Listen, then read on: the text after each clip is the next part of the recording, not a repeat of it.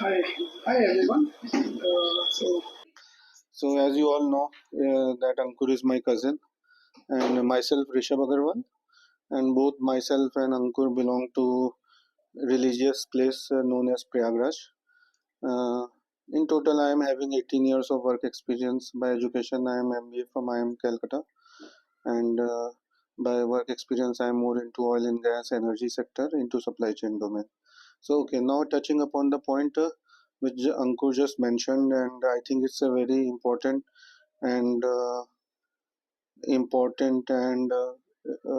key thing which next generation should understand based on our experience, which is basically we just want to mentor young generation with this video, that why nowadays people are choosing to move to tier 2 cities instead of living in metros. So we have lived in metro. We have exposure to Delhi NCR. Ankur has exposure to Pune, and I moved to Baroda 2 years back. And I will give you some of the key difference that why I took this decision and why I would recommend people to move to some good tier 2 town instead of living in metros. So now coming to metro, what happens in the start of your career that most of the big MNCs are in metros. So basically, when you pass out of from a good engineering college, MBA college, you basically land up in a job where you find your office in Bangalore or Pune or Hyderabad or Delhi NCR, Noida, something like that, and then you basically start living in the city and you get accustomed to the city. You after a certain time you start making friends, and then you after again certain time you might choose to consider buying a property and settling down. Maybe you marry in that city. So those things are there. And when I after a certain period of time, what I felt through that big cities comes with some certain disadvantage also. First of all is high real estate cost. So first of all, you will be on rent for a long time. So when you are living on a rent, you won't be able to save much, because you are again a good property rate is always somewhere 50%, somewhere 30% of your salary, somewhere 20%, but it depends on your salary also. And the cost of living is always high in a big city. And the big problem after a certain time you start facing with the, like for your Delhi NCR example, I will take that these are very big cities, because these are they have merged 4 5 cities into one setup. So they call it NCR, National Capital Territory, National Capital Region. So basically in अब इसमें क्या होता है, मैं I and Ankur have decided that we will make the video both in English and Hindi combination, so users can feel more connected. तो इसमें क्या होता है कि दिल्ली में 5 बड़े शहर हो गए: फरीदाबाद, गाजियाबाद, नोएडा, ग्रेटर नोएडा, गुड़गांव। अब ये 5 शहर और बीच में दिल्ली। अब आपका क्या है कि आपके सारे दोस्त कहीं भी हो सकते हैं, क्योंकि आपने दोस्त इस तरह से तो बनाए नहीं है कि मैं तो सिर्फ गुड़गांव का दोस्त बनाऊंगा, या मैं मतलब फरीदाबाद में रहता हूँ तो मैं सिर्फ फरीदाबाद का दोस्त बनाऊंगा। दोस्त तो आपका कॉलेज से चला आ रहा है, पीछे से चला आ रहा है, तो दोस्त आपका कहीं भी हो सकता है। अब दोस्त आपका रह रहा है गाजियाबाद में, आप रह रहे हो गुड़गांव में, हाँ, कलीग्स भी दोस्त हैं, हाँ। तो दोस्त और कलीग्स जब रहते हैं इस तरह, फिर वो बुला रहे हैं आपको अपने घर, आपका मन भी करता है वीकेंड में उनके घर जाने का। अब क्या चक्कर होता है कि फिर आप निकलते हैं, वीकेंड में आपको बुलाते हैं। अब गुड़गांव से गाजियाबाद ऑलमोस्ट 70 किलोमीटर्स है, गुड़गांव से फरीदाबाद 50 60 किलोमीटर तो कम से कम है, 50 60 किलोमीटर्स। तो it's not that easy. You have to drive for almost 2 hours, and then for 2 hours, it's quite a good investment of time. Then it's a very hectic for your body. हाँ हाँ, it's a hectic for your body, and then it's also hectic. It's also not economical. So you will spend somewhere, if you go by Ola, then you will spend some 1500 or 2000 rupees. So this is the one of the big problems I faced. And then you start your friends starts getting disconnected because you are not able to meet them. And so this is the second big problem. The third problem, I will say that these the main infrastructure which you need is railway station, airport, which you have to regularly use, and they are very far from your house. So again, it's become very expensive. So I will pass on to Ankur on his thoughts. सही बोल रहे दिल्ली में basically like एक major factor है कि since Delhi is a part of NCR, NCR is a basically like a mix of three or four cities. However, NCR seems to be like one city. Like even when I was in Delhi, I was working in uh, Gurgaon and I was living in Noida city center. It was around 70 or 80 kilometers. So it was like taking me around 2.5 hours via metro from one place. Like I was going 7 a.m. in the morning, 7 a.m. in the morning, and reaching office 9:30, and it was they were expecting me to come there by 8 or 8:30 or 9 max. So it was very hectic. Like a similar thing is there for Mumbai as well, I guess. I've never been working in Mumbai, but I have seen like in Mumbai people are known for a very fast life. And there's one more thing to have one more quality for Delhi, which I observed in when we are living in Pune on Mumbai side. Like people who lives in Pune on Maharashtra side, they don't even visit Mumbai, Delhi as there, because they seems to be like Delhi is a very hi-fi kind of city. So they take Delhi NCR as one city, but it is very there. It has very big picture. Like Delhi is a very hi-fi, and Mumbai is like for the common man. But Delhi is not for the common man. They have a mentality like that. However, Mumbai is not cheaper. Delhi is cheaper in terms of cost of living, I guess, because Delhi is, since we talked in the beginning, like Delhi is a mixture of many cities. So if Delhi is not cheaper, like for example, Central Delhi is very costly. So you have a very good option to live in Faridabad. You have a good option to live in Gitoni kind of area. So there are a lot of areas where you can live in and enjoy the benefits of Delhi. However, Mumbai right now it is expanding, but it is already expanded a lot from its capacity. That's why Delhi has one more reason. And we just coming to the main point where we were talking about Baroda. Why have chosen Baroda? Why not any similar city like maybe Kota, Indore? Indore is one of the Indore is one of the good city, a fast growing city, and it is one of the cleanliest city in India. Like Pune is after the, it is in the top. Indore is on the top. So living in Indore might be better, but I think if we compare Indore and Baroda, then I think Baroda has more potential for business side. I don't know. Geographically, I'm a little weak in that, but yeah, Baroda has like more presence because Gujarat is known for its business side, and it is because of port also near. It is nearby to the ports, so it is actually that it has much more capacity than Indore than any other city. But yeah, there's a big opportunity for cleanliness in Baroda as compared to any other like Indore if we compare for this reason. If we switch the topic, like if we move the ideation part from like city, if we talk about which city to live from the which city to for the investment perspective from 10 years down the line. Like if you want to invest 1 crore rupees as a cash you have, where you should you invest as per your experience? Okay, it's a good question, and I would like to answer it that though every city has its own unique advantages and disadvantages also associated, but if choosing your question particularly, then I would strongly recommend investing in anywhere on this upcoming bullet train line. So this bullet train project is going on, and it is starting from Gandhinagar going to Mumbai. So it is passing through Ahmedabad, then Anand, then Baroda, and then Surat, and after Surat, I guess it's Vapi, and then Mumbai. So Bombay is already very expensive, so there is no point in buying any property. It might be out of budget for majority of people. And then my strong recommendation will be Baroda and in fact Surat also, and maybe Ahmedabad, Gandhinagar.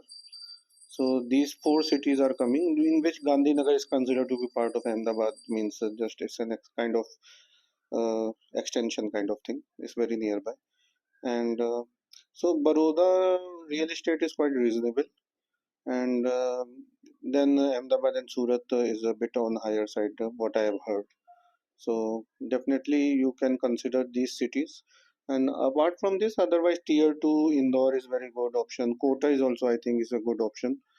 And Chandigarh many people have already started locating themselves. Dehradun many people have started locating themselves, relocating themselves.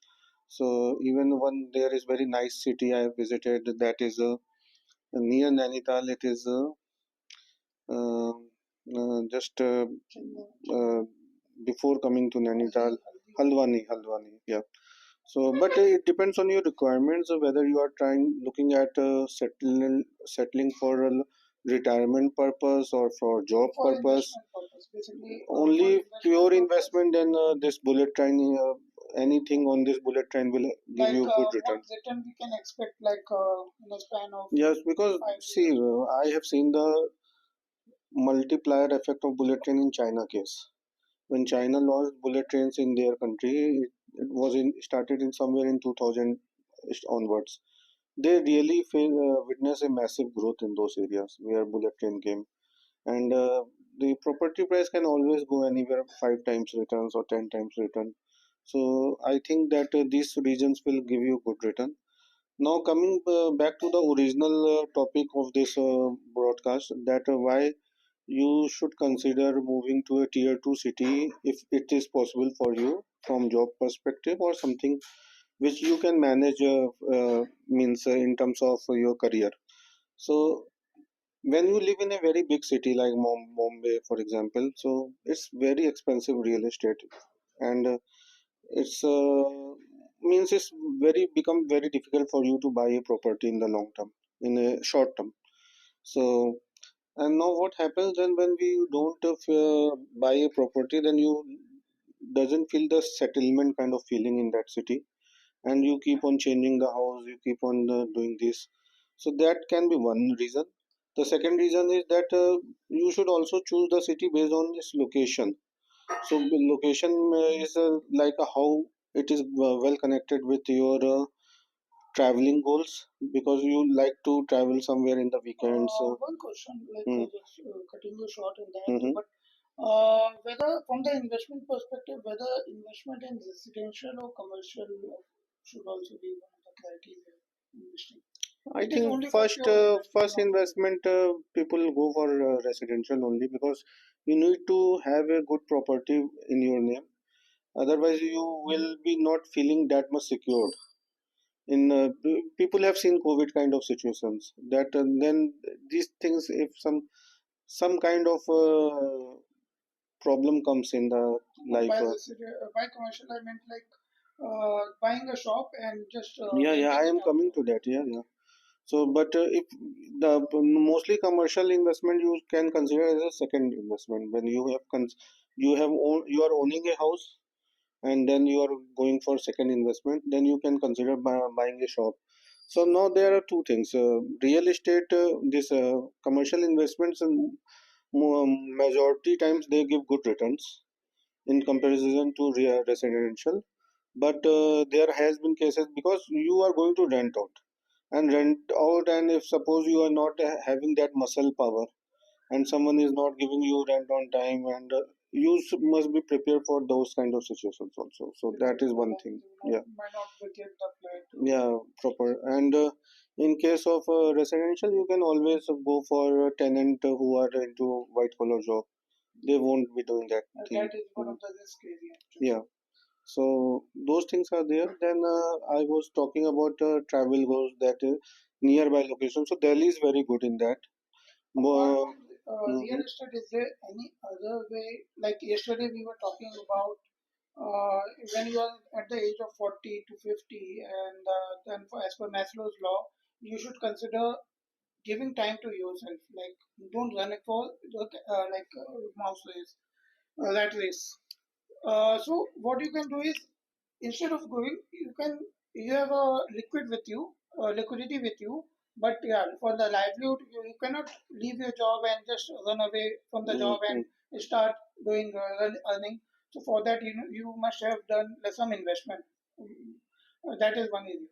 So when you have already done, or when you are, or like when you're thinking to do this investment, which can actually replace your full-time job, that is, what you are would be talking the one about of the secondary income. secondary income? Yeah. Hmm. So what would be the area where we can focus? What are the opportunities where we can? Is there any possibility to brainstorm in that area? Like because we You are cannot, talking about secondary income. yeah, for the secondary income, but it should be like doing something. We have some cash with us. So as per yesterday's case study, what I'll just brief that one in a minute.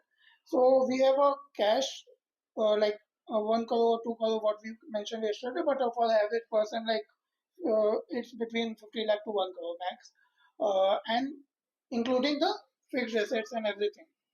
Now he's maybe say 35 years old, what we can assume for this example, and he wants to plan that for 45 years as his retirement age, which can be extendable for a few more years, but 45 years is the retirement He age. wants to retire early.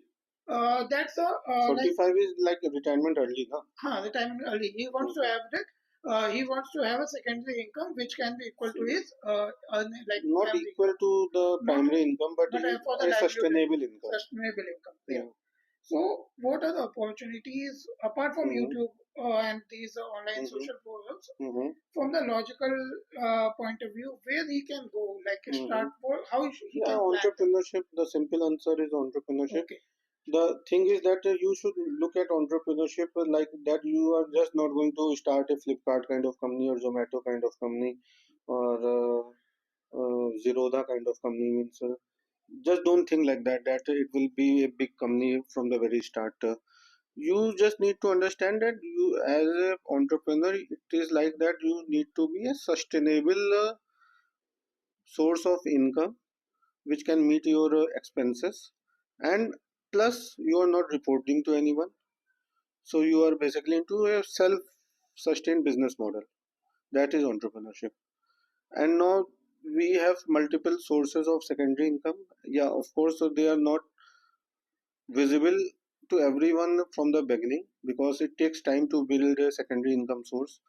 For मैंने दिल्ली में देखा, दिल्ली में public जो हमसे एक generation पहले थी उनके पास, और उनसे एक जनरेशन और पहले, मतलब दो जनरेशन पहले बहुत ज़्यादा पेरेंट्स ने घर खरीदे हमसे एक जनरेशन पहले। अब हो क्या रहा है कि उनके बच्चे तो मतलब सिर्फ किराए का खा रहे हैं basically. This is very common in Delhi and many Rental other income metro is one of the. cities. Oh, So they are really making good tons of money in rental income, क्योंकि दिल्ली में क्या है, 5 माले का घर बन जाता है, नीचे सब ग्राउंड फ्लोर में रह रहे हैं ये लोग जो ओनर्स हैं, ऊपर के 4 माले रेंट पे जा रहे हैं, तो so रेंट आ the रहा idea है। behind. एक एक तो Mhm. ये है, फिर Okay. अब new gig economy has given income through YouTube platforms also.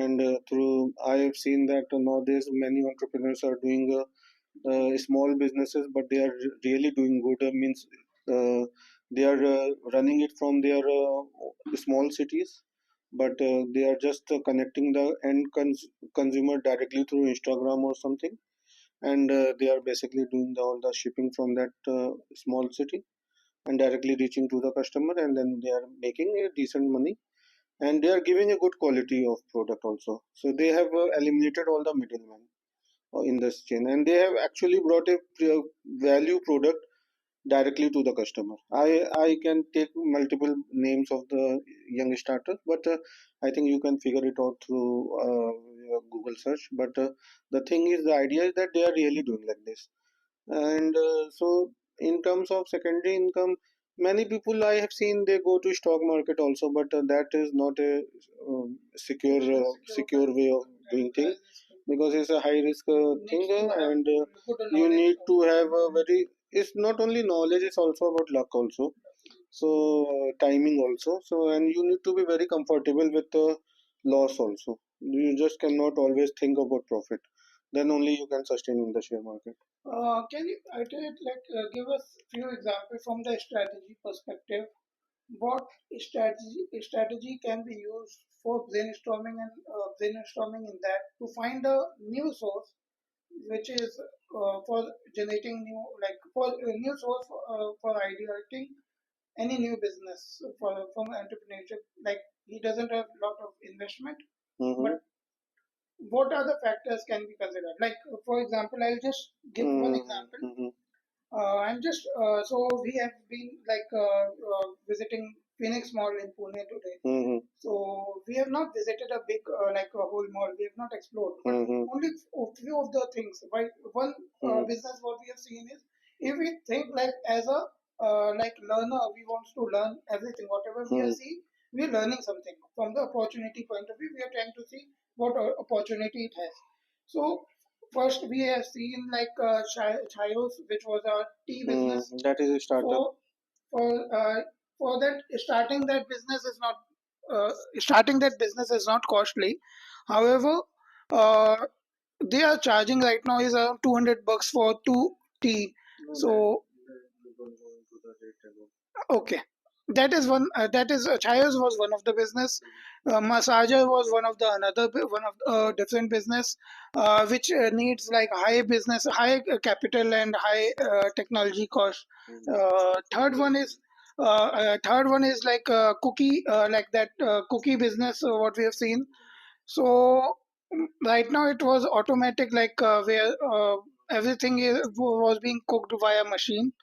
So, is there anything if we just these are the three business what we have seen today. So, if is it possible to start any one of the business, or which if we prioritize that which was business would be more uh, high in return, easy to start? Okay.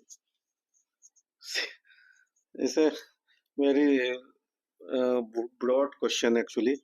Lots of things are part of this we question. Need to prioritize. So easy to start. This is not that appropriate word. That because anything which is easy to start, then many people can come.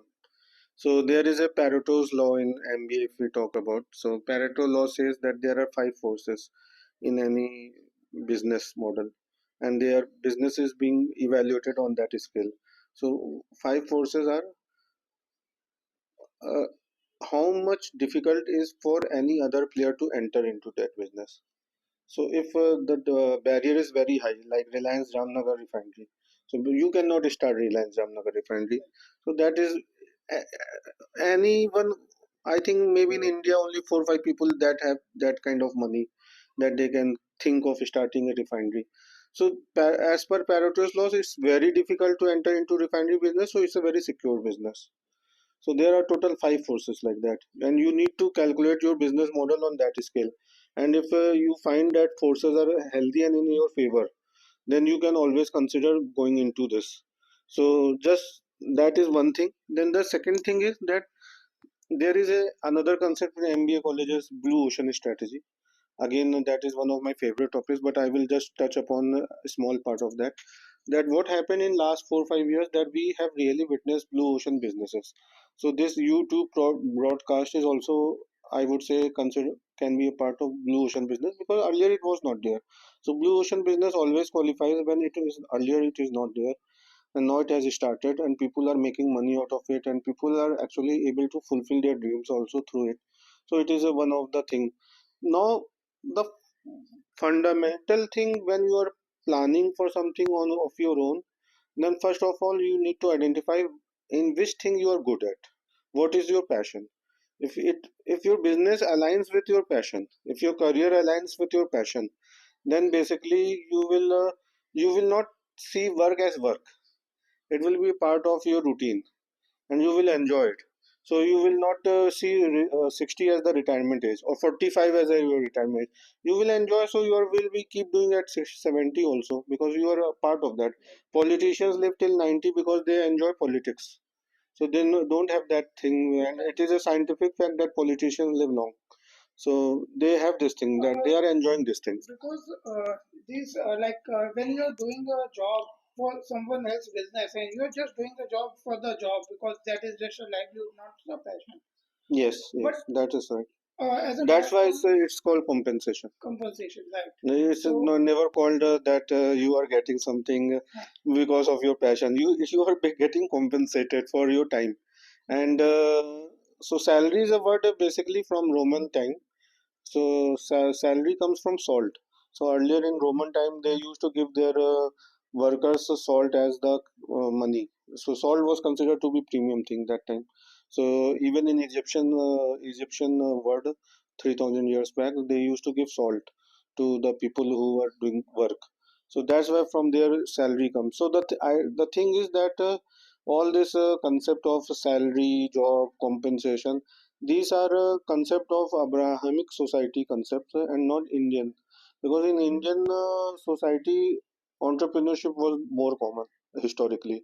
People who were 1,000 years back when there were means within Indian Vedic age and Hindu kings, if you see that there was the ecosystem which was lot of ecosystem was based on self business model.